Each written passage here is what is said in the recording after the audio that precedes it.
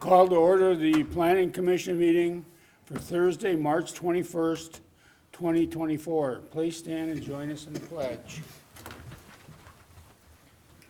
I pledge allegiance to the flag of the United States of America and to the republic for which it stands, one nation, under God, indivisible, with liberty and justice for all. Mr. Kastner, please call the roll. Commissioner Knobloch? Here. Commissioner No? Here. Commissioner Heikela? Here. Commissioner Casey? Here. Commissioner Schmolke? Here. Commissioner Geisler? Here. And Chair Schwartz? Here. Thank you. All right, our first order of business this evening is to adopt our agenda. So moved. Second. Motion by Heikela, second by Casey. Any discussion or corrections? Hearing none, all in favor? Aye. Opposed? And the agenda is adopted.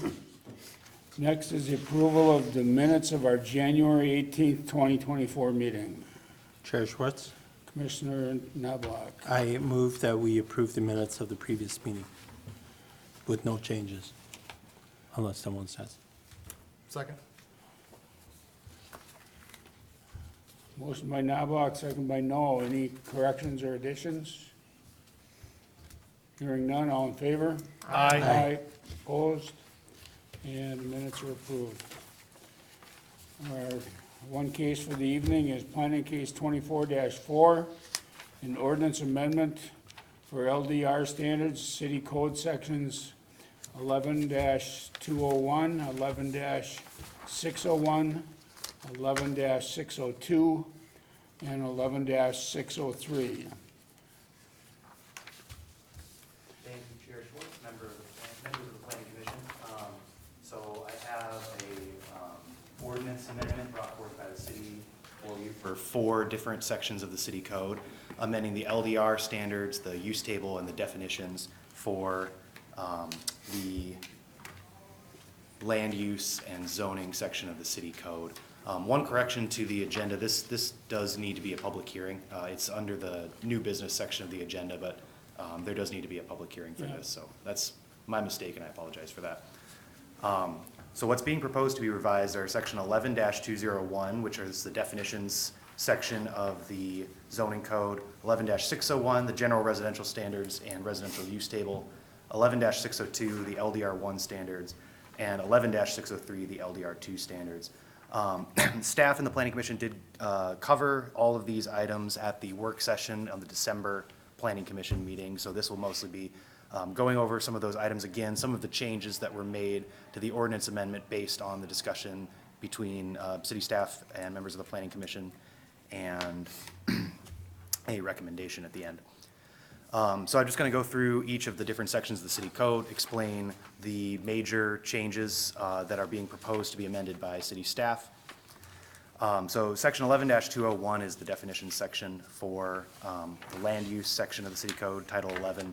The proposed changes, the assisted living, congregate living, and daycare definitions are all being proposed to change in order to better align with changes in the state statute related to these items. In all of the sections, there are certain changes related to congregate living. All of them are, they don't represent a policy change, and they all intend to simply continue allowing the minimum that is required by state statute around congregate living in the residential districts. Changes to definitions for dwelling types. Staff are proposing to remove the distinction between duplexes and twin homes and only have a 2-family residential definition. Staff are also proposing to define townhomes and remove competing definitions around townhomes. Staff are proposing to remove references to off-drive parking areas in the definitions, and then several other housekeeping changes in order to continue to align with other sections of the city code. In section 11-601, the general standards and use table, some of the major changes to the use table, there's the changes to congregate living, which align with the definition changes, and these are only meant to align with state statute. One change in the dwelling section is to allow townhomes in the HDR district. The addition of a definition for townhomes changes the, or it kind of creates a change to whether a type of building that would now be classified as a townhome would be allowed in the HDR district. In the past, multifamily residential buildings that were all in a line were allowed in the HDR zoning district as multifamily residential buildings, which is an allowed use. Townhomes specifically are called out as an allowed use only in the medium density residential district.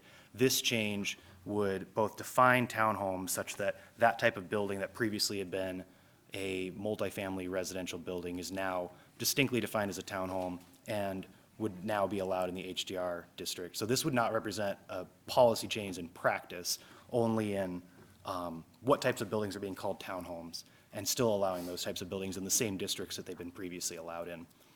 And then changes to institutional and public uses and the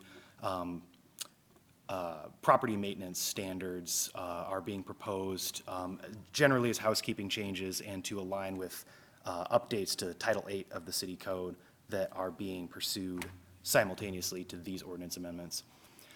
Section 11-602, the LDR1 standards. The two main changes, and these were also discussed at the work session in December, are proposed changes to the building width minimums and the driveway width maximums. So what's being proposed is a general 28-foot minimum building width. So building width, if this were approved, would no longer be tied to building length, essentially allowing a little bit more flexibility in terms of the shape of residential, single-family residential buildings that are being allowed.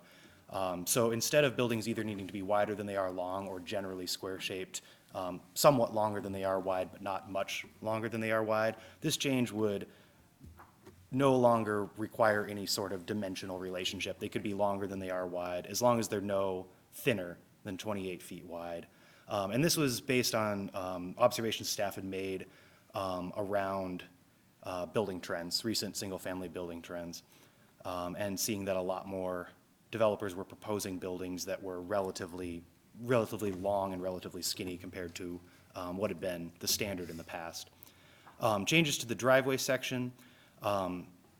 In the LDR1 zoning district, the city staff is proposing removing the maximum driveway width requirement. So a driveway would no longer have a maximum width so long as it was a maximum of 24 feet wide in the right-of-way, met the 30% lot coverage requirement and the 50% front yard coverage requirement. So there would still be safeguards in place to make sure that a yard isn't being overpaved, essentially, but this would not be tied to the width of the driveway. And this was based on observations around many of the existing homes in the LDR1 district, which are on unusual shaped lots, a lot of them on the river, and a lot of them access unusual garages that are larger than is generally standard or unusually shaped, and requiring oftentimes more than 36 or 40 feet in driveway width. Another change that's being proposed is explicit reference to the landscape standards. City staff have been using the landscape standards to determine whether new developments have sufficient landscaping. It's just that these standards have never been explicitly referenced in the code in this section up until this point. So staff are proposing to explicitly reference these. And then staff are proposing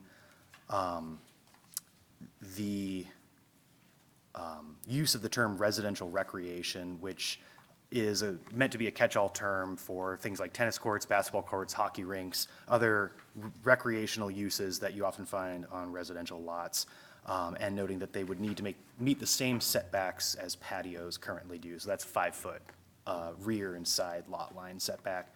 So this wouldn't be a change from current practice. Tennis courts and basketball courts have always been required to meet the patio setbacks. It's just now that this would be tied into the residential recreation definition.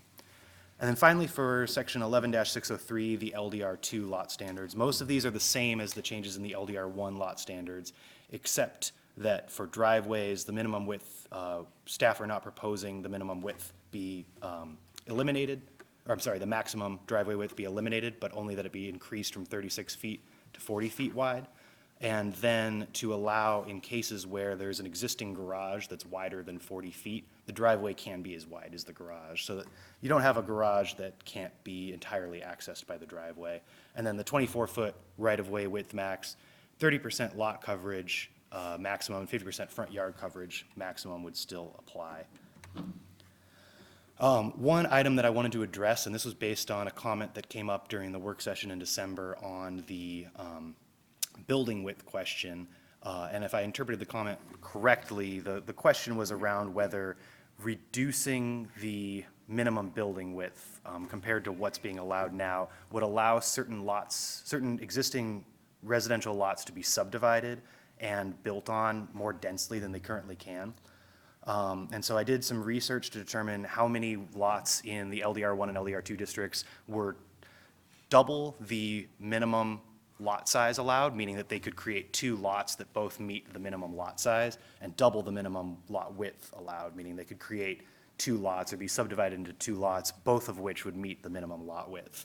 So essentially, if a lot was both twice the minimum lot size allowed and twice the minimum lot width allowed, it could potentially be subdivided into 2 buildable lots. I only found 25 lots in those districts in the city that meet those standards, or basically that would be able to be split into 2 buildable lots. And so the conclusion that I am hoping to draw from that is that there are very few cases where a reduction in the building width allowance would create the opportunity to build new residential lots in existing residential areas. There would only be 25 situations where that might be the case, and all of those are unusually large or unusual shaped lots. The vast majority of the residential developments in LDR1 and LDR2 would not fall into that. So I included it in 3 parts because it's hard to include one map of Coon Rapids on one slide, a map just showing the lots that are highlighted that are potentially divisible and buildable as 2 lots. So moving on from that, I do have a recommendation in Planning Case 24-4. Staff are recommending the Planning Commission recommend approval of the ordinance to revise those 3 sections of the city code. And that is all I have. Thank you. Thank you, Mr. Passman. Commissioner, any questions for Mr. Passman? Mr. Chair. Commissioner Geisler. Mr. Pastor, just a quick clarification on staff's intent for residential recreation. So looking at it, it's, include but not limited to things like swing sets, volleyball sets, tennis courts. The intent here is permanent versions of these, not necessarily if someone sets up a volleyball net for the day, it's not a problem. Correct. And all of these are permanent just because of the amount of time sometimes it takes to enforce these, that if something's temporary, it's usually coming down by the time there's enforcement on it. So these would be permanent structures. Thank you. Along that same line of questioning, would a seasonal hockey rink be considered temporary or permanent? A seasonal hockey rink has been considered temporary. That's been the current practice. So that could be go into the setback area? If I had someone call and ask whether they could go within the setback area, I would recommend that they don't do it and request that they don't do it. But there hasn't been enforcement on seasonal uses like that in the past. Thank you. Any other questions from the commission at this time? All right, we need a public hearing on this matter, so at this time, I will open a public hearing in Planning Case 24-4, an ordinance amendment for LDR standards, City Code Sections 11201, 11601, 11602, and 11603. Anyone wish to speak to the public hearing? Anyone wish to speak? Seeing none, close the public hearing and limit comments to the commission. Mr. Chair. Commissioner Geisler. I just want to thank staff for taking the feedback that we gave them and incorporating that in here. There were definitely things that we had asked for that were baked into this, so I very much appreciate the work that you did on that. And with that, I would move that we recommend approval in Planning Case 24-4 of the revised ordinances. Second?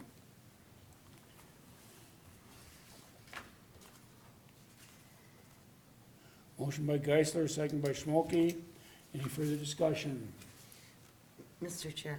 Commissioner Casey? Mr. Platzer, I had a question about the, where the state statute now overrides some of our city ordinances in terms of congregate living. Is that's just a blanket thing that's covering the state now? Every city is going to be subject to state statute for the most part? Thank you, Commissioner Casey. It's actually not a change from the previous statute in terms of whether there is a blanket requirement that congregate living be allowed in residential districts in all cities. It's only a change in the definitions of the types of congregate living and the number of residents that, the maximum number of residents that a assisted living facility or congregate living facility can have. So the state did update the statute in terms of the number of residents and the types of congregate living, and so staff are only proposing to update the city code to match that change in state statute. But the requirement that congregate living be allowed in the low-density residential districts isn't new. Okay. Can you refresh my mind as what the limit is? The limit is 5 persons living in those congregate living facilities. So any more than 5 residents, the facility would have to receive a conditional use permit. And any more than, I believe it's 14 residents, and they're not allowed to do it. So conditional use or permitted use, it's just not permitted.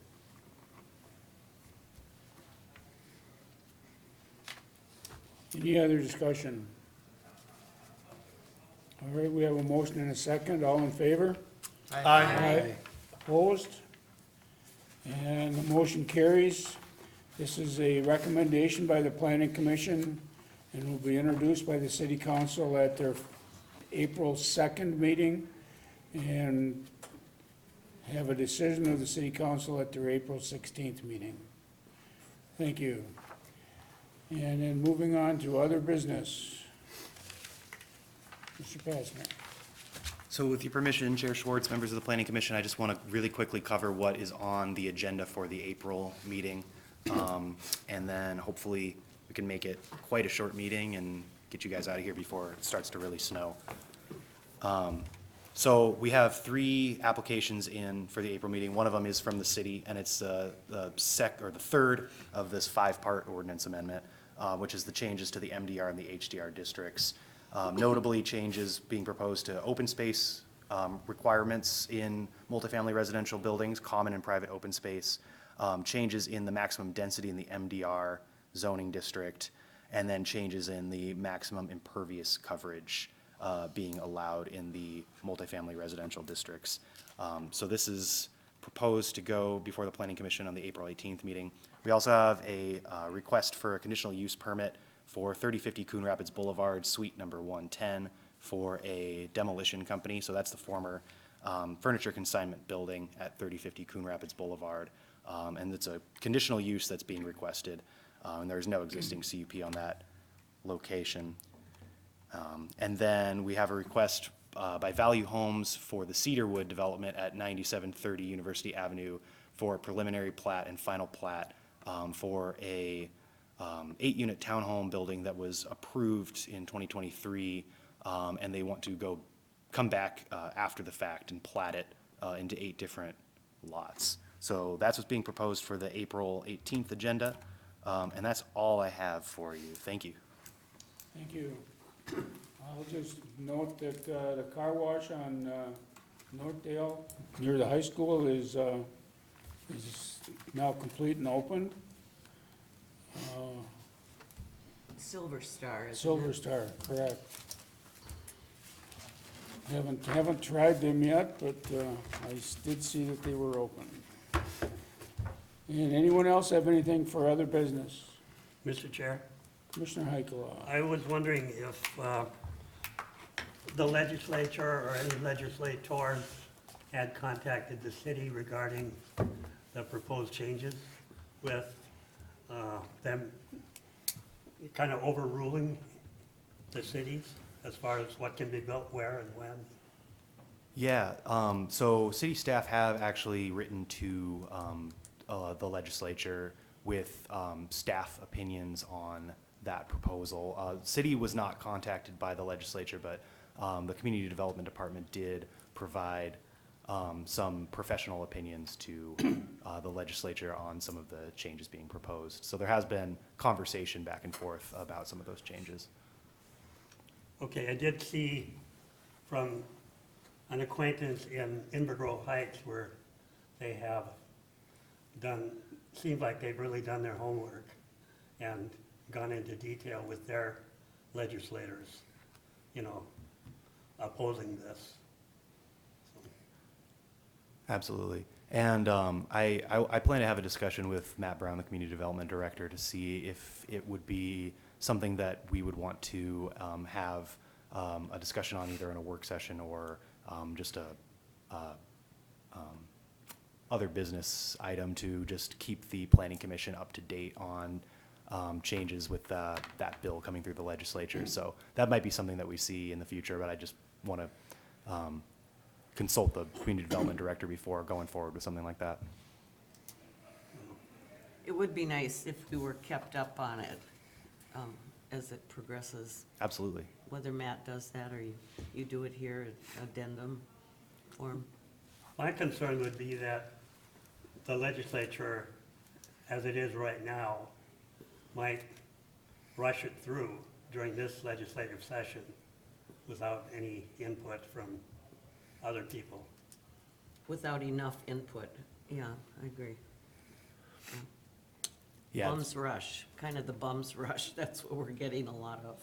Yeah, this proposal has a pretty large effect on, you know, my own work and Matt Brown's work as well. So we're following it pretty closely and you know, have expressed some concerns, so. Thank you. Anyone else with anything?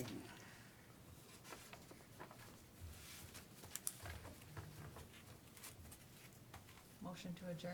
Second. Motion by Smokey, second by Geisler. All in favor? Aye. Meeting's adjourned.